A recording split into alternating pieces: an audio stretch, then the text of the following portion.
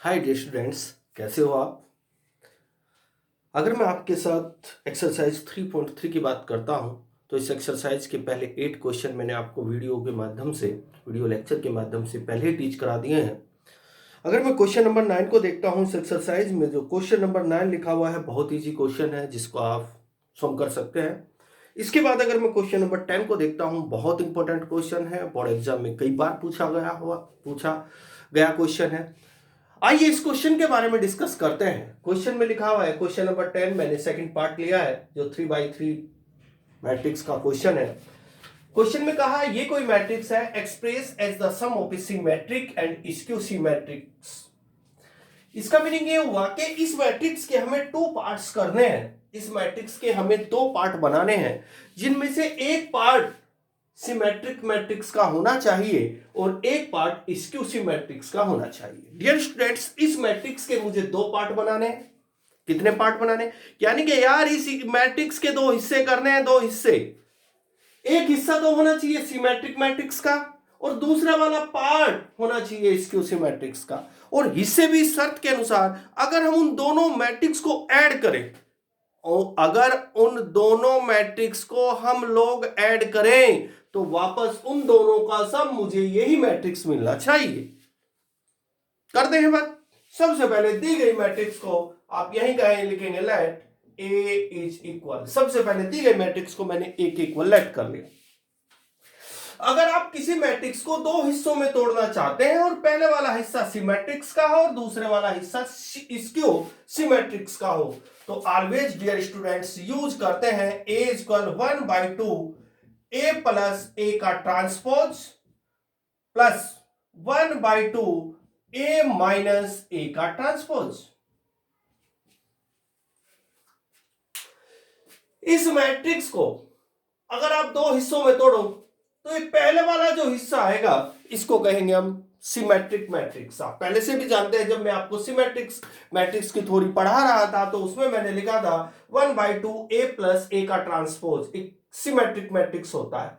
और अगर मैं इसको 1/2 को यहां से हटा भी लूं तब भी ये सिमेट्रिक रहेगा। अगर मैं इस वाले पार्ट को देखता हूं तो ऑलवेज ये स्क्यू सिमेट्रिक मैट्रिक्स रहेगा। अगर मैं इसको ऐड भी करूं तो वापस मुझे a ही मिलने वाला है। चेक करके देखो, इसके इसमें मल्टीप्लाई 1/2 है, इसके इसमें मल्टीप्लाई करके देखो 1/2 a का ट्रांसपोज, इसके इसमें मल्टीप्लाई करके देखो 1/2 a। ये जरा 1/2 a ये 1/2 a दोनों मिलके a बन जाएगा। जब इसके इसमें मल्टीप्लाई करोगे इसके इसमें मल्टीप्लाई करोगे तो ये पॉजिटिव आएगा, नेगेटिव आएगा, दोनों आपस में कैंसिल आउट हो जाएंगे ना भाई। आगे जरा ध्यान से देखो, बस यार इतना ध्यान रखना। और काहे को कोपड़ीस में आप लोग लगाते हैं कि इस मैट्रिक्स को हम सिमेट्रिक मैट्रिक्स बोलते हैं और इस मैट्रिक्स को हम बोलते हैं स्क्यू सिमेट्रिक्स। अगर इन दोनों को सम करेंगे तो ऑलवेज ये वाली मैट्रिक्स आपको मिलेगी। जब भी आपको क्वेश्चन में ऐसा लिखा हुआ मिल जाए as the sum of a symmetric and skew symmetrics, always यही रूल आप अप्लाई करोगे। तो आप अलग अलग हिस्सा बना लीजिए। यहां लिखेंगे, इस वाले को लिखेंगे सिमेट्रिक मैट्रिक्स और इस वाले हिस्से को लिखेंगे स्क्यू सिमेट्रिक मैट्रिक्स। ऐसे लिखेंगे आप लोग। पहले आप इस वाले हिस्से की वैल्यू निकालिए। आप यहां हेडिंग लगाएंगे सिमेट्रिक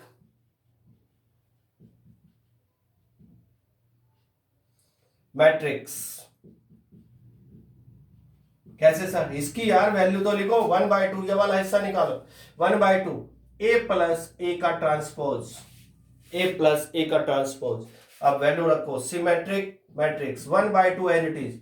डियर स्टूडेंट जरा ध्यान से समझने की कोशिश करना। 1/2 एज इट इज a जो कि मेरे पास ये है, एज इट इज रख दीजिए 6 माइनस का 2 और 2, इसके बाद -2 3 -1 2 -1 और 3, इसके बाद जरा ध्यान से देखना प्लस, ये वाला प्लस आया। एक ही सीट पे ये वाली मैट्रिक्स रखी जो मैंने यहां लेट किया था। अब ए का ट्रांसपोज निकालते हैं। ए का ट्रांसपोज इसी बना लीजिए। ट्रांसपोज जानते हैं ना, रो को कॉलम में और कॉलम को रो में कन्वर्ट करना। तो इसका जब आप ट्रांसपोज निकालेंगे, रो था, ये वाला रो था, मैंने कॉलम के रूप में लिखा 6 -2 2, यार यहीं से बनाते हैं, रो था कॉलम में लिखा, दूसरे वाली रो को दूसरे कॉलम में -2 3 और माइनस, तीसरे वाली रो को 2 और -1 और 3, मैट्रिक्स 1। ये वाला सिंबल भी हम लोग यूज करते हैं। तो symmetric matrix, matrix 1/2 as it is, जरा ध्यान से समझना। 6 -2 -2 ऐसे लिखा, -2 3 -1 ऐसे लिखा, 2 -1 3 मैंने ऐसे लिखा। अब देखो जरा ऐड करो इस मैट्रिक्स को इस मैट्रिक्स में, 6 ये दोनों मिलकर के हो गए 12, -2 ये दोनों मिलके हो गए -4, 2 ये दोनों मिलके हो जाएंगे 4, -2 ये मिल जाएगा -4, 3 ये बन जाएगा 6, -1 और -1 ये बन जाएगा -2। इसके बाद 2 + 2 मिल जाएगा 4, इसके बाद -1 -2 हो जाएगा, इसके बाद 3 ये दोनों मिलके 6 हो जाएंगे। आगे क्या मिला, सिमेट्रिक मैट्रिक्स। अब 1/2 की प्रत्येक एलिमेंट में मल्टीप्लाई करनी है आपको। 1/2 की जब मल्टीप्लाई इस 12 में करेंगे डियर स्टूडेंट्स, ये 6 बन जाएगा, यहां करेंगे -2 आ जाएगा, यहां मल्टीप्लाई करेंगे यार, इस 4 की मल्टीप्लाई ऊपर करनी होती है डिनोमिनेटर में, 4 को 2 से डिवाइड करेंगे तो 2 आएगा। इसी प्रकार यहां करेंगे -2 आएगा, 3 आएगा, -1 आएगा, 2 आएगा, और जरा ध्यान से देखिएगा -1 आएगा, 3 आएगा। अब चेक करो ना ये सिमेट्रिक मैट्रिक्स है कि नहीं है। हाँ डियर स्टूडेंट्स, सिमेट्रिक मैट्रिक्स है। सर कैसे, आप कैसे बोल सकते हैं इसको सिमेट्रिक मैट्रिक्स? अगर आप इसका ट्रांसपोज निकालोगे, निकाल के देखो, 6 -2 2 रो, ये कॉलम है, रो -2 3 -1 दूसरे वाला कॉलम है, 2 -1 3 तीसरे वाला कॉलम है। इसका मतलब ये सिमेट्रिक मैट्रिक्स है, यानी कि ये वाला पार्ट इसका कंप्लीट हो चुका है। अब इसी प्रकार हम इसकी वैल्यू निकालेंगे,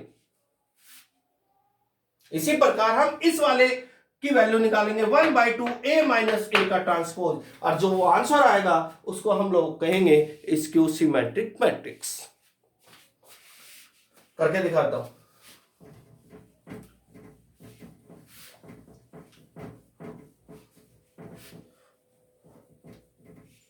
अब अगले वाला, ये वाला पार्ट मैंने निकाल दिया, इस वाले पार्ट को निकालते हैं, स्क्यू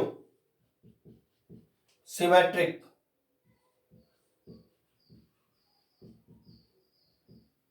मैट्रिक्स।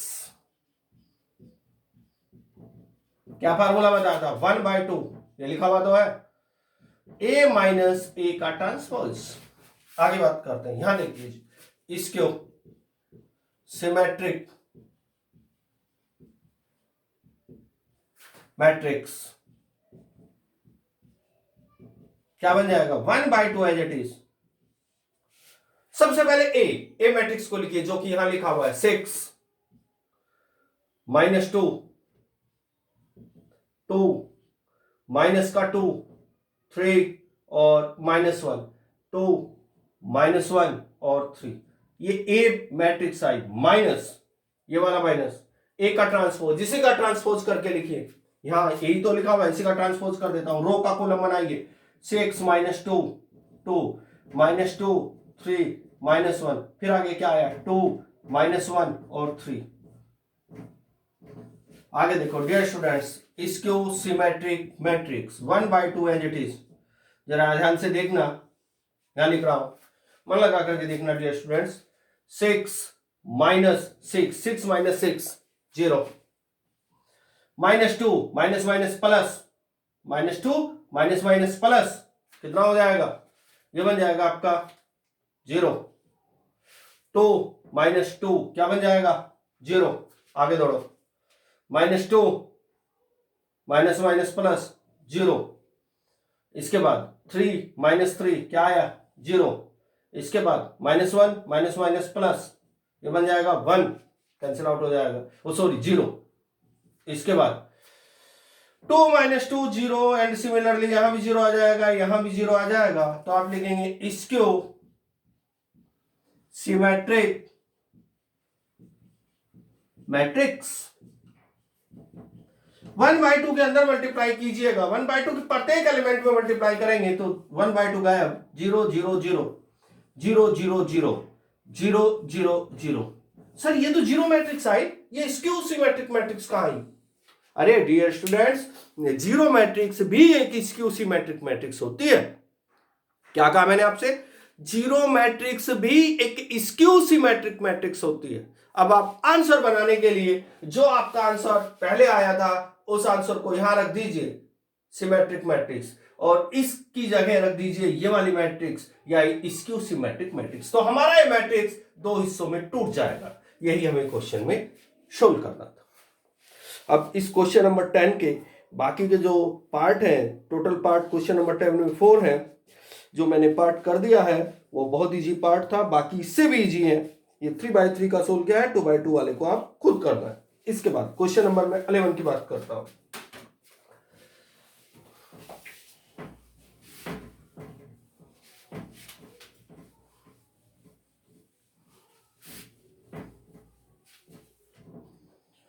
देखना डियर स्टूडेंट्स, क्वेश्चन नंबर 11 में क्या कहा गया? क्वेश्चन में कहा a and b symmetric matrix, a and b are symmetric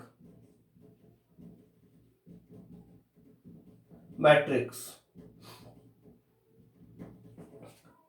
आपको बताना है, सेम ऑर्डर की है, आपको बताना check a b minus b a, इस मैट्रिक्स को बताना है कैसी मैट्रिक्स है।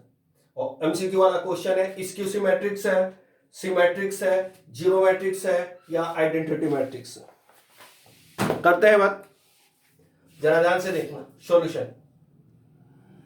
सबसे पहले वो चीज लिख लीजिए जो हमें गिवन है। कि हम लोगों को क्या गिवन है? हमें कहा गया ए जो मैट्रिक्स है सिमेट्रिक्स है। अगर कोई मैट्रिक्स सिमेट्रिक्स होती है, अगर कोई मैट्रिक्स सिमेट्रिक्स मैट्रिक्स होती है तो उस मैट्रिक्स का ट्रांसपोज एसी मैट्रिक्स कहा गया। देखो ए सिमेट्रिक्स है तो इस मैट्रिक्स का ट्रांसपोज खुद इसके बराबर आएगा। फिर बुक वाले ने बोल दिया बी भी सिमेट्रिक्स है, अगर बी भी सिमेट्रिक्स है तो बी का ट्रांसपोज भी खुद बी के बराबर आएगा। अगर मैं कहूं सी कोई मैट्रिक्स सिमेट्रिक मैट्रिक्स है तो बताइए आप क्या लिखेंगे? तो आप लिखेंगे सी का ट्रांसपोज इज इक्वल टू सी। यानी कि अगर कोई सिमेट्रिक मैट्रिक्स होती है तो उसका ट्रांसपोज खुद उसके बराबर आ जाता है। तो बुक वाले ने हमें कहा था ए सिमेट्रिक्स है तो मैंने लिखा ए का ट्रांसपोज ए के बराबर। बी कहा बी सिमेट्रिक है तो मैंने लिखा बी का ट्रांसपोज बी के बराबर। अब हमें ये चेक करना है ये कैसी मैट्रिक्स है।